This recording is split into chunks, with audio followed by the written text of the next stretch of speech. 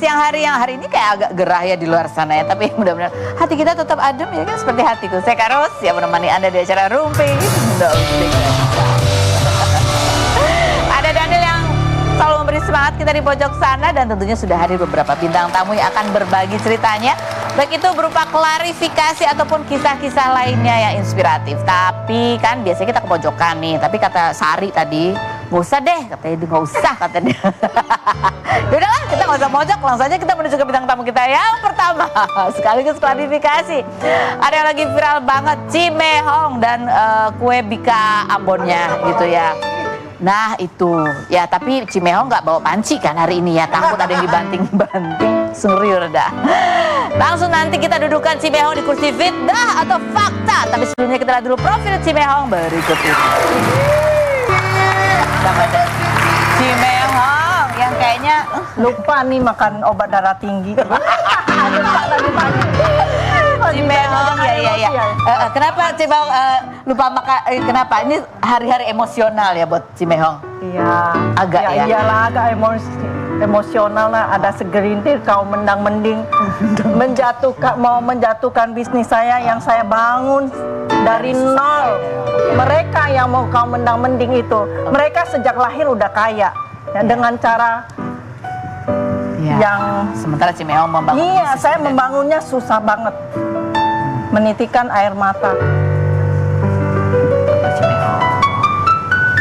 Cimehong. Tapi ya kecil lah. Saya udah melalui umur saya udah sampai saat ini ini kecil. Yang lebih berat lagi saya udah alami. Ya. Nih kita coba mau dengar dari sisinya Cimehong seperti apa ya. Oke. Cimehong duduk di sini, langsung kita tanya. Cimehong bisa bercerita, bisa menjawab langsung apakah pertanyaan itu merupakan jawaban yang fitnah atau fakta. Cimehong baru-baru ini merasa sakit hati banget ya. Banyak yang mengomentari atau menghujat bika Ambon buatan Cimehong, karena Cimehong untuk menemukan resep andalan Cimehong itu susah payah sekali, bahkan sampai rambutnya gosong ketika mencobai beberapa kali. Fitnah atau fakta? Fakta. Apa sih waktu itu Cimehong? Waktu itu jadi bika Ambon ini 5 tahun yang lalu ya. Tuh saya belajar. Saya belajar dari 4 guru, dari kursus yang satu ke tempat kursus yang lain. Semuanya tuh asal. Jadi saya mau lihat. Akhirnya saya ada tempat terakhir ya. Nggak usah disebutin. Nggak usah disebutin. Saya bilang saya mau belajar, ikut belajar. Tapi saya bisa nggak bawa oven saya?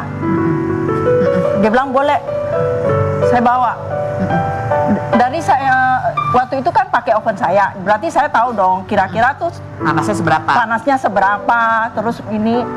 Jadi supaya nggak lupa, itu kan oven itu dipakai ya, nggak bisa langsung dibawa pulang karena panas kan. Berarti besok pagi tuh saya harus bawa pulang.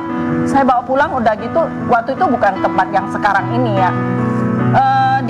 Itu rumah saya di teras belakang, itu ada anginnya. Pada saat itu saya langsung suruh mbak saya tolong pasang gas. Nah oven itu saya pakai mobil agak gede ya yang bisa muat oven. Jadi tombolnya tuh pegangannya itu dipakai apa? Di tombol on gitu. Jadi pada saat masukin gas, pipa gas langsung full. Pipa gas terus kan mbaknya yang pasang gas. Saya tinggal nyalain, ambil api langsung dur. Itu bau angus. Sini kalau waktu itu saya pakai kayak seperti ini bulu mata palsu ini ya, saya mungkin hari ini nggak ada, buta saya. Saya buta. Tapi saya tahu dengan kejadian hari ini Tuhan tuh mau saya belajar tuh bika Ambon tuh biar itu jadi tawannya hari ini. Kalau waktu itu nggak ada itu, mungkin saya juga nggak bikin bika Ambon saat ini. Cimehong kan cerita bahwa ini kaum mendang-mending bisa aja sekarang komentar segitu semudah itu, nggak tahu bahwa Cimehong itu membangun ya hidup orang beda-beda ya. Cimehong membangun dari nol.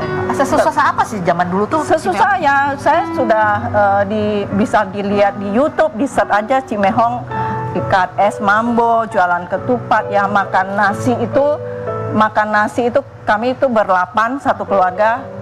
Jadi beli apa ikan di warung Padang itu, satu potong itu minta kuahnya yang banyak, kita bagi, kita duduk berceceran di situ bagi.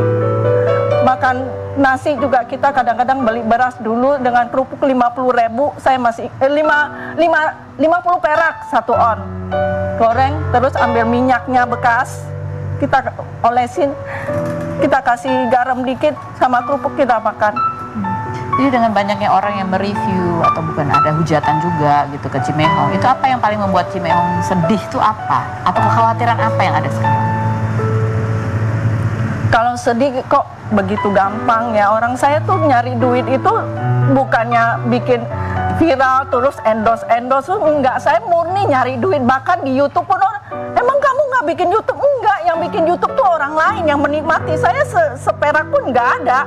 Saya asli jualan karena saya mau anak cucu saya itu nanti kalau saya nggak ada itu hidupnya berkah gitu loh. Nggak mau dari menjatuhkan bisnis orang. Saya nggak pernah kok menjatuhkan toko-toko sebelah, nggak mau. Kalau ada orang mau misalnya nih bilang saya punya, saya bayar dia. Kamu bilang yang sebelah tuh nggak enak, saya nggak mau. Saya kalau digituin bagaimana gitu loh. Saya juga nggak mau. Jadi Cimehong nggak mau juga menjatuhkan bisnis orang, dan Cimehong juga kalaupun ada komplain gitu tidak mau itu kemudian ya sebaiknya gimana kalau misalnya ada pun komplain gitu, Cimehong harapannya gimana sih? Kalau ini pakai rasional ya, saya terima. Saya pasti terima, ada rambut, ada ulat ya, terima. Tapi kalau namanya kecoa atau lalat itu nggak mungkin punya. Nggak mungkin punya. Hanya orang-orang yang bisa baking ya, yang ngerti gitu loh. Yang bisa baking, yang ngerti bahwa Iya. itu tidak mungkin. Itu tidak mungkin. Oke, baiklah. Yang berikutnya. Itu semua dipakai disaring lah. Ya memang kita saring. Namanya kutu. Juga nggak mungkin lewat. Nggak mungkin masuk ke adonan. Saring semua. Saya sampai pakai, saya ini gula nih ya. Gula kan masing-masing punya. Ini ada saringan. Gula kan itu lebih kecil daripada kutu gitu loh. Jadi Cimehong merasa itu tidak mungkin. Tidak mungkin.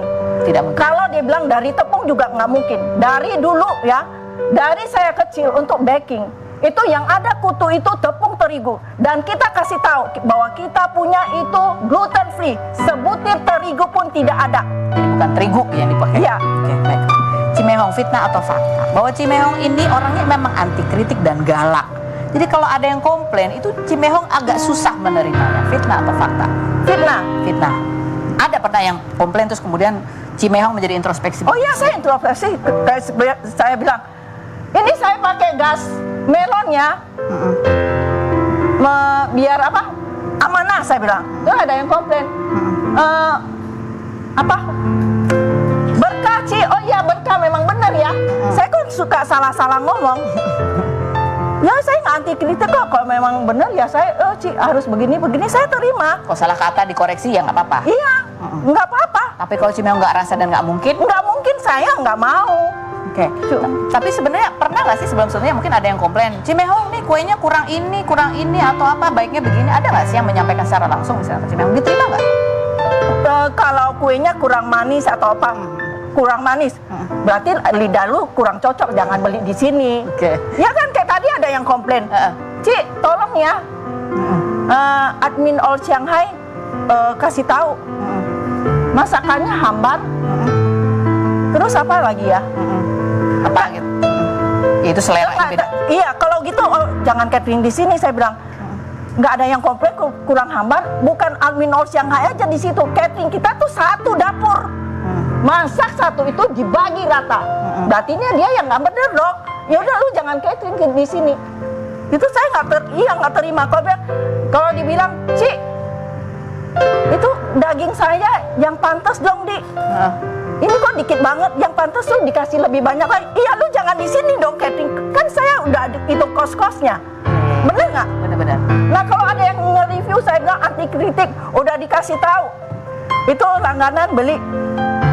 Langganannya, udah langganan katanya langganannya. Udah ada ulat, udah ada rambut. Kan ada history WhatsApp kan. Terus mahal juga nggak ada rasa. Emang gua paksa lu beli? Kalau udah nggak ada ulat, lu ya udah nggak usah beli ya. Kenapa lu terus ini? Oke, sabar. Iya, kalau saya nggak bisa kayak begitu, nggak bisa, nggak jalan. Oke, baik. Nah, ini ada review yang kemarin yang sebagai pangkalnya kenapa kemudian Cimehong ngerasa emosian sekali karena itu merasa nggak mungkin gitu ya. Ada satu reviewer lagi dari Tashi kemarin mereview juga di keambon dan Cimehong. Mungkin Cimehong bisa menjawab apa sih sebetulnya yang kemungkinan terjadi gitu ya. Kita lihat yang berikut ini. Sabar Cimehong, sabar. Oke, gimana? Lihat nggak tadi? Gampang kan ngoreknya kan? Itu nggak goyang kan? Coba aja sekarang itu punya saya, pakai pisau aja. Yang sekitarnya tuh goyang, pakai pisau. Nggak begitu gampang. Maksudnya? Di Ambon tadi kan lihat rata lurus. Nih, gampangnya nggak ada goyang. Padahal kalau punya Cimehong pasti goyang. Ya. Karena adonannya lembut gitu ya. Lembut, lengket. Sagu itu lengket. Sagu itu lengket. Jadi kan tadi juga ada tuh bagian yang ketika dipotek itu keras kerasanya. Tapi kalau punya dia taruh di itu freezer. Kan ada orang sekarang kurang ajar nggak? Nge-review punya saya. Dia beli kan kita tiap hari tuh habis ya sekarang ya. Kayak sekarang ini tadi jam 12 itu hampir 180 tuh habis sold out. Oke, sold out. Kita bikin nanti ada 34 loyang lagi itu jam 5 sore baru bisa ini. Sold out. Itu jadi sengaja orang dibikin taruh di freezer. Batat. Ini lembut, yang masih punya orang lembut. Boleh nggak begitu? Iya, harus fair ya. Harus fair. tahu belinya Kalau mau kapan. nge-review, tolong jangan semua orang dijajarin. Kan bikin part 2 dibandingin gitu ya, maksudnya. mana biar lebih menarik lagi. Oke. Tapi ini dengan adanya review seperti itu, kehebohan keramaian ini, itu berpengaruh nggak sih terhadap salesnya penjualannya Cimehong? Pengaruh banyak, bukannya jatuh bangkrut, makin penasaran orang. Yang biasanya saya 9 loyang setengah baskom ya. Satu baskom kan tiap hari saya kasih lihat tuh. Saya live. Nggak ada bohong-bohong, mau jam berapa saya adon, saya bangun jam berapa, saya kasih lihat. Berkah dong berarti Cimehong. Oh, berkah. Jadi kenapa Cimehong emosi? Oh, kalau saya nggak begini emosi, bangkrut saya. Itu yang dikhawatirkan ya. Oke, yang berikut. Iya. Cimehong, fitnah atau fakta? Buat Cimehong salah satu yang bikin kesel juga adalah selain kuenya dibanding-bandingkan dengan produk lain juga, karena banyak juga netizen yang membanding-bandingkan dapurnya Cimehong. Fitnah atau fakta? Dengan dapurnya Mami Toko. Nggak usah bandingin sebelah lah. Kalau namanya dapur cantik ya, dapur bersih ya, orang pasti kasih lihat. Ada nggak yang kasih lihat dapur kotornya orang? Dengan ada hewan yang haram, dikasih lihat nggak? Saya punya sertifikat halal. Saya mengerti karena saya tinggal tuh di Aceh. Saya asal Aceh. 99% bahkan hampir 100% tuh semua Muslim. Saya ngerti bahwa semua peralatan masak itu nggak boleh masak babi. Ya, walaupun kita nggak jualan, tapi kadang-kadang kan masak. Kalau saya asli enggak. Jadi itu realnya seperti itu. Fitnah atau fakta sekarang? Ada videonya. Mau ditunjukin? Ada tunjukin memang apa adanya saya. Ya udah kita lihat ya dapurnya Cimehong. Berikut ini. Sabar Cimehong. Sabar itu sabar segitu. Sabar ya Cimehong segitu. Stres ya. Saya mau kasih tahu ya. Orang kan biasa, lagi viral pada datang. Ini pada datang nih, biar naik view-nya saya ngomongin. Itu ya karena dia ini saya nggak pernah lihat tuh. Yang tadi ikutan tuh. Ya, yang depannya dipanggil O. Oh iya. Dulu pertama kali kan datang ke saya. Saya blokir juga sekarang. Kenapa? Yang 2 tahun yang lalu. Kenapa? Oh, cara-cara bikin konten terus menjatuhkan. Oh gitu. Beli. Saya sekarang ngomong, ya, saya nggak mau beli cherry di tempat saya 1 jutaan. Terus dia mau bikin konten dong ya. Namanya cherry buah luar negeri kan harus taruh di kulkas. Iya. Ditaruh suhu ruang 1 minggu, jamuran dong. Bikin konten, teriak-teriak, Cimehong, aku beli cherry 1 juta. Nih sekarang jamuran. Netizen Indonesia langsung, Cimehong dasar jualan tuh mahal-mahal. Ya, barang busuk. Lah salah siapa? Tapi kan orang nggak mau tahu, sayanya yang jelek. Iya. Jadi yang mau aja lah. Ya, gitu yang mau aja lah ya. Terus saya nggak ngerti apa-apa. Saya kan orang bodoh, nggak bikin konten. Dia suruh saya, lu kenapa nggak mau jual skincare. Saya bilang kalau saya jualan saya harus pakai. Buktikan saya bagus, baru saya boleh jual.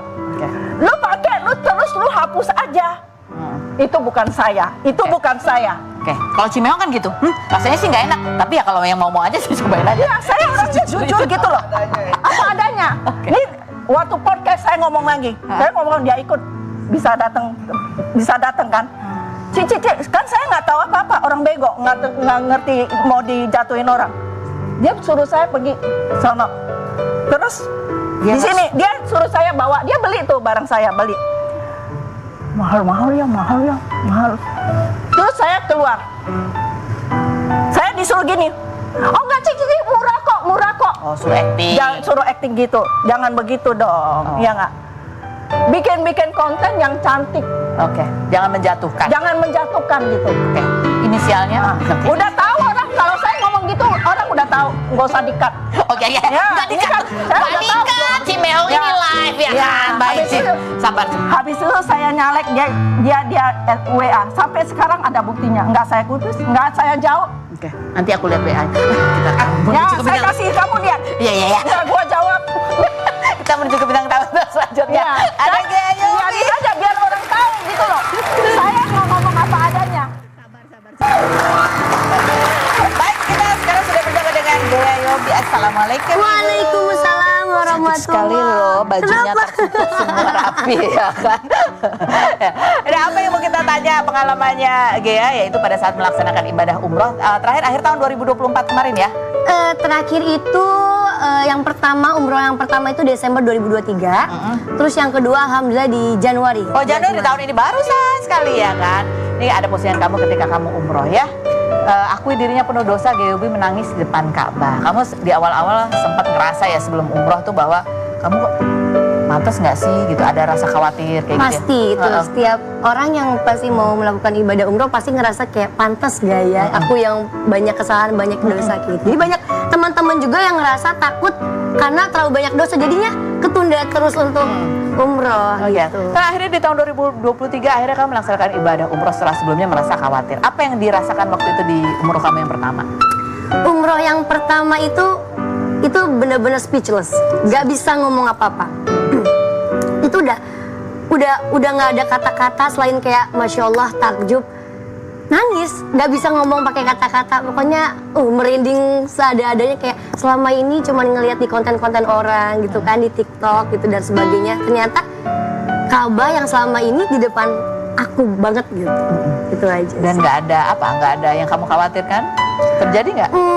Khawatirkan, alhamdulillah aman sih, aman. Cuman lebih ke mulut-mulut netizen aja yang bikin kadang suka kalau ngelihat, aduh jadi drop apa kayak gimana, kayak gitu aja. Mulut netizen justru yang membuat kamu Itu. drop.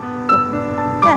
Apa yang beda kemudian di umroh kamu yang tahun ini yang di bulan Januari? Yang kedua, alhamdulillah insyaallah mungkin lebih khusyuk kali ya. Karena yang pertama itu